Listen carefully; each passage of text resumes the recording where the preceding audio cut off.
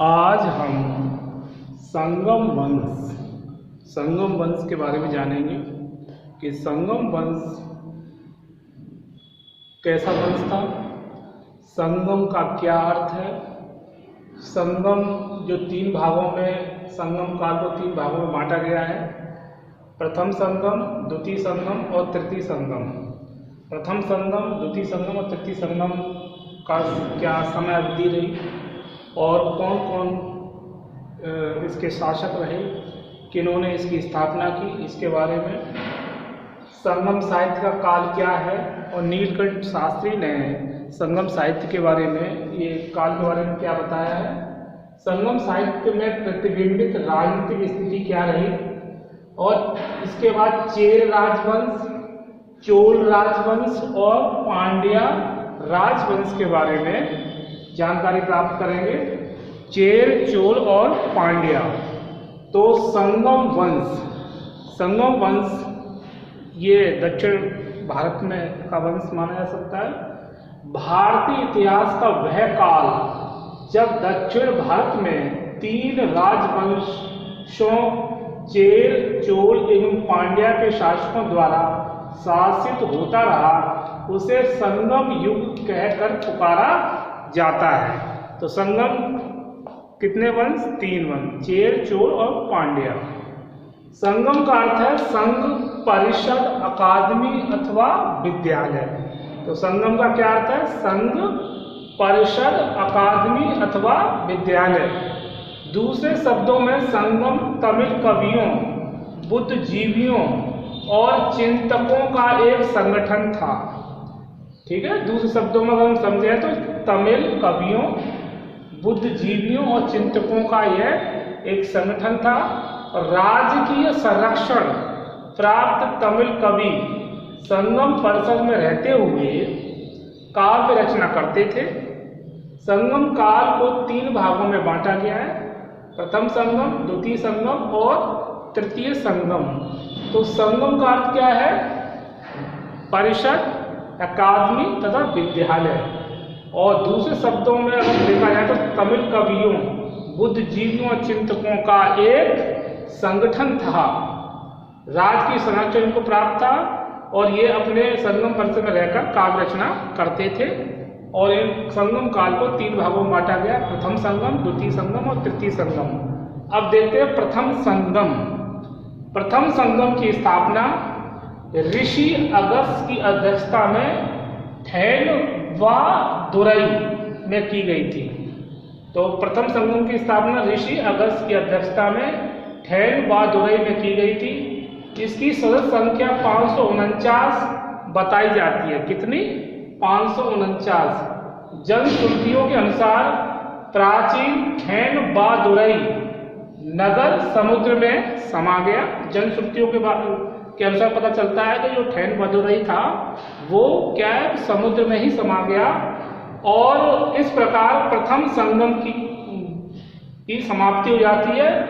इसका कार्यकाल 4400 वर्ष बताया गया है। 4400 वर्ष इसका कार्यकाल बताया गया है प्रथम संगम का।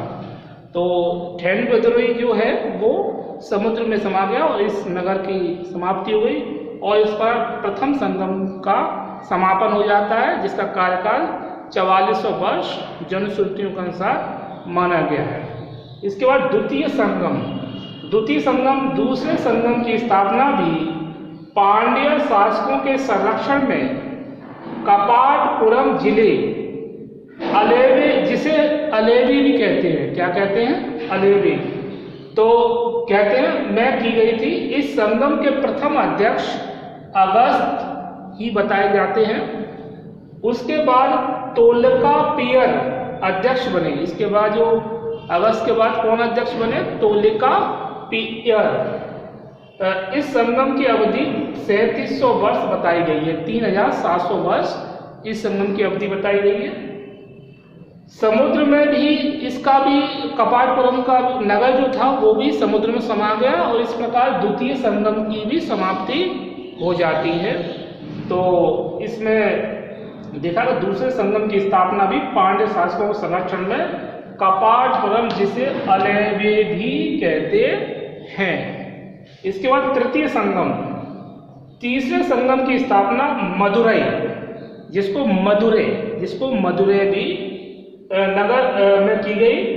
मदुरई मतलब मदुरै भी जिसको कहा जाता है, नगर में की गई। इसकी अवधि 1850 वर्ष बताई जाती है, यानी 1850 बताई जाती है। इसे भी पांड्य शासकों का संरक्षण मिला हुआ था, मतलब तृतीय संगम। इसकी सदस्य संख्या भी 49 थी और इसके कार्यकाल में 449 कवियों की रचनाओं को प्रकाशनार्थ स्वीकार किया गया है। तो यहाँ पर कवियों को बड़े पैमाने पर संरक्षण दिया गया था, जिससे कि साहित्य रचना करने में भी ये तृतीय संगम में बड़े पैमाने पर साहित्य रचनाएं की गई। तो तृतीय संगम जो है की स्थापना मदुरै नगर में की गई थी। इसकी अवधि 1850 वर्ष बताई गई। इसे भी पांड्य शासकों की संरक्षण मिला हुआ था। इसके बाद संगम साहित्य काल, तो संगम साहित्य काल के बारे में जानेंगे। जन श्रुतियों के अनुसार संगम साहित्य का काल निर्धारित करना कठिन है, क्योंकि उनके अनुसार तीनों संगमों का कार्यकाल लगभग 10,000 वर्ष था। कितना? 10,000 वर्ष था।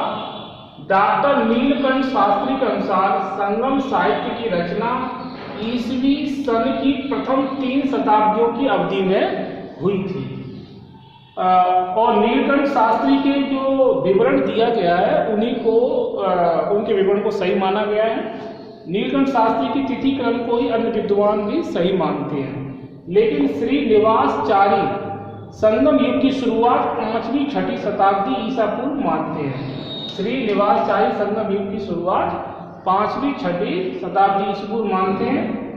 संगम साहित्य में प्रतिबिंबित राजनीतिक स्थिति, तो संगम साहित्य में ये वर्णन किया गया किस प्रकार की उस समय संगम काल में राजनीतिक स्थिति थी। तो संगम साहित्य के अध्ययन से पता चलता है कि उस युग में तमिल प्रदेश पर चेर, चोल और पांड्या नामक 3 राजवंशों का शासन चल रहा था। तो साहित्य जो है तमिल साहित्य वो बताता है कि उस समय 3 जो राजवंश थे उनमें थे चेर, चोल और पांड्या नामक 3 राजवंशों का शासन था, जो अपनी अपनी मतलब आपसी इनमें संघर्ष चल रहा था। तो अपनी सर्वसत्ता स्थापित करने के लिए आपसी इनमें ये होड़ लगी हुई थी कि कौन किससे ज़्यादा शक्तिशाली है। तो अपनी सर्वसत्ता की स्थापना के लिए संघर्षरत थे।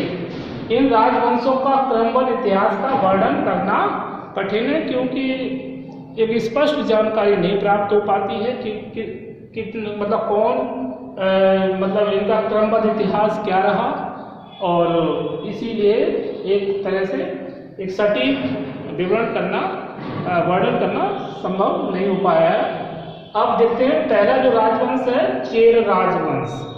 चेर राजवंश का शासन तमिल प्रदेश के पश्चिमी तट पर था। तमिल प्रदेश के कहाँ पर? पश्चिमी तट पर।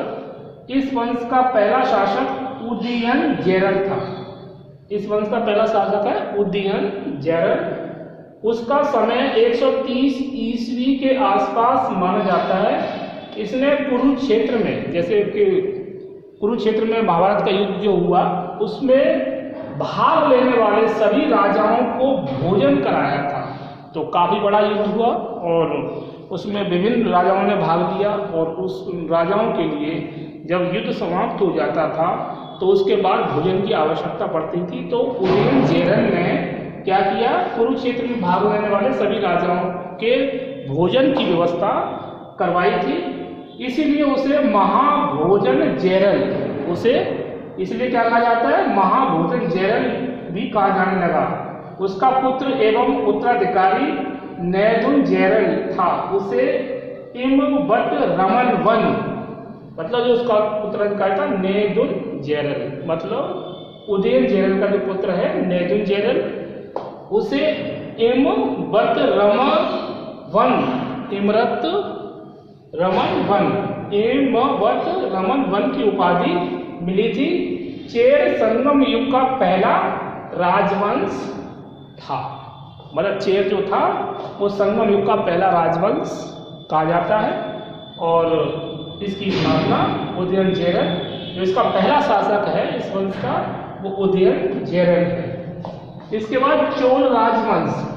चोल राजवंश के शासकों में सर्वप्रथम उल्लेख कारिकल का मिलता है। कारिकल जो इसका जो प्रथम जो शासकों में प्रथम है वो कारिकल है, जिसका शासनकाल जो है 190 ईस्वी के आसपास माना गया है।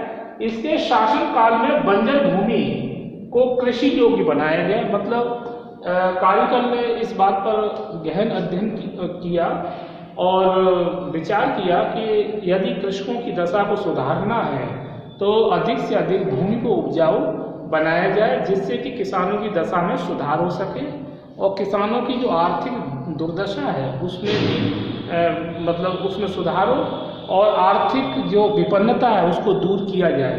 तो कृषि जो योग्य भूमि को बड़े पैमाने पर बढ़ाने के लिए इसने बंजर भूमि को भी कृषि योग्य बनाने का एक बीड़ा उठाया, जिसमें इसमें सफलता प्राप्त हुई और जिससे कृषक वर्ग में एक नई एक जागृति और नया एक तरह से उन्नति का माहौल बना।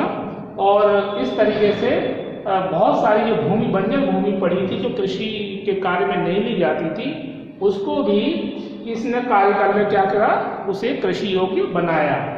और कृषि की सिंचाई के लिए भी, क्योंकि वर्षा पर कृषि का निर्भर रहना, कभी कभी सूखा पड़ना और फसल का नष्ट हो जाना भी सामने आता था, तो इस कठिनाई से बचने के लिए तालाबों का भी निर्माण करवाया, जिससे कि फसलों को समय पर पानी मिल सके और फसलों की सिंचाई हो और ताकि फसल उत्पादन भी कृषि क्षेत्र में बढ़े। तो ये कारीगर की बहुत बड़ी उपलब्धि है। उसने क्या, कावेरी नदी के तटों को भी ऊंचा करवाया था ताकि एक बाढ़ की स्थिति पैदा ना हो। कारीगर की मृत्यु के बाद चोल राजवंश दो शाखाओं में विभाजित हो गया था। जब कारीगर की मृत्यु हुई तो वह जो चोल राजवंश था वो दो भागों में विभाजित हो जाता है। एक की राजधानी पूहर और दूसरे की राजधानी कुरायूर थी। दूसरे की राजधानी कुरायूर थी। तो इस प्रकार से दो भागों में ये विभाजित हो जाता है राजवंश। एक की राजधानी पूहर और दूसरी की राजधानी कुरायूर थी। पांड्य राजवंश संगम काल की रचनाओं में पांड्य राजवंश का पूरा इतिहास उपलब्ध नहीं है। मतलब जो संगम काल की जो रचनाएं हुई, विभिन्न कवियों ने रचनाएं की, उसमें इसका पूर्ण रूप से विवरण देखने को नहीं मिलता है और जो जानकारी है वो भी पूर्ण रूप से सटीक भी नहीं है। इसीलिए ऐसा कहा गया है कि इसका जो इस काल की रचनाएं हैं वो पांड्य राजवंश का पूरा इतिहास उपलब्ध नहीं कराती हैं। पत्तुपात में संकलित कविताओं ने नेडू जयलियन नामक शासक की सफलता का पता चलता है। तो पत्तुपात में संकलित कविताओं से नेडू जयलियन नामक शासक की सफलता का तो पता चलता है कि किस प्रकार उसने अपने शासन काल के दौरान विभिन्न क्षेत्रों को जीता और अपने साम्राज्य का विस्तार किया। उसका समय जो था वो उसका समय 210 ईस्वी के आसपास माना जाता है। वह युवावस्था में ही राजा बन गया था और उसने अपने शासन कार्य को भी अच्छी तरीके से देखा। संगम साहित्य में पांड्यों के विभिन्न सामंतों के कार्यों का भी उल्लेख मिलता है। विभिन्न सामंतों जो कि सामंत वर्ग जो राजा के अधीन, और ये एक तरह से काफ़ी इनकी अपनी प्रतिष्ठा थी। उस समय ये राजा को नियंत्रित भी करने का कार्य करते थे और जब कभी राज्य में अराजकता का माहौल पैदा होता था तो ऐसे समय में ये सहायक भी बनते थे, लेकिन इनका उद्देश्य यही था कि किसी भी तरीके से अपना निजी स्वार्थ पूरा करना। तो संगम साहित्य में पांड्यों के विभिन्न सामंतों के कार्यों का उल्लेख भी मिलता है। नालयकोडन एक ऐसा ही सामंत था, मतलब सामंत का नाम दिया गया है नालयकोडन, एक ऐसा ही सामंत था। उसका समय लगभग 270 ईस्वी माना जाता है। नत्तन नार द्वारा रचित, नत्तन नार एक कवि हुए हैं जिसके द्वारा रचित कविताओं से भी पांड्य राजवंश के बारे में जानकारी प्राप्त होती है। नत्तनार द्वारा रचित जो कविताएं हैं उससे क्या है, पांड्य राजवंश पर विशेष रूप से प्रकाश डाला गया है और पांड्य राजवंश की बहुत सी बातों के बारे में पता चलता है। तो आज हमने देखा कि संगम वंश में संगम का क्या अर्थ है। अर्थ बताया था परिषद, अकादमिक अथवा विद्यालय, और दूसरे शब्दों में संगम तमिल कवियों, बुद्धिजीवियों, चिंतकों का एक संगठन था और राज्य संरक्षण प्राप्त तमिल कवि संगम परिसर में रहते हुए काव्य रचना करते थे।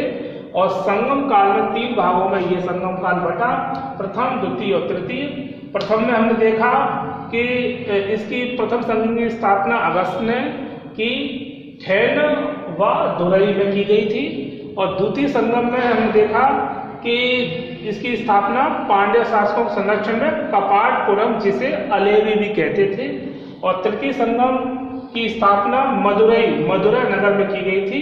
इसकी अवधि 1850 वर्ष बताई जाती है, 1850। इसे भी पांड्य शासकों का संरक्षण प्राप्त था। इसके बाद हमने देखा कि संगम साहित्य काल, तो इसका तीनों संगमों का कार्यकाल लगभग 10,000 वर्ष बताया जाता है। और नीलकंठ शास्त्री के अनुसार संगम साहित्य की रचना ईसवी सन की प्रथम 3 शताब्दियों की अवधि में हुई होगी। और नीलकंठ शास्त्री के इसी तिथि क्रम को अन्य विद्वान भी सही मानते हैं। और श्रीनिवास चाय संगम युग की शुरुआत 5वीं-6वीं शताब्दी ईसा पूर्व मानते हैं। और संगम साहित्य में प्रतिबंध राजनीतिक स्थिति, और इसमें जो 3 संगम साहित्य के अध्ययन से जो पता हमें चलता है कि उस युग में तमिल प्रदेश पर चेर, चोल और पांड्य नामक 3 राजवंशों का शासन था।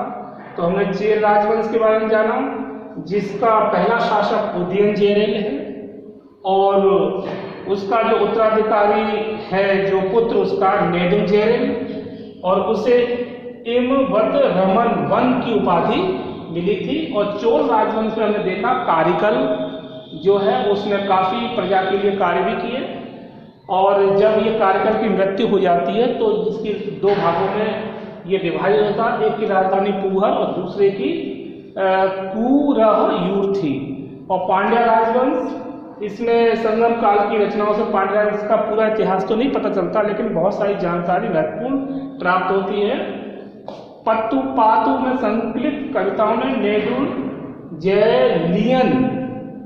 नामक शासन की सफलता का पता चलता है। और नत्तनार की द्वारा रचित कविताओं से भी पांड्य राजवंश के बारे में पर्याप्त जानकारी प्राप्त होती है। तो आज हमने संगम वंश के बारे में जानकारी प्राप्त की।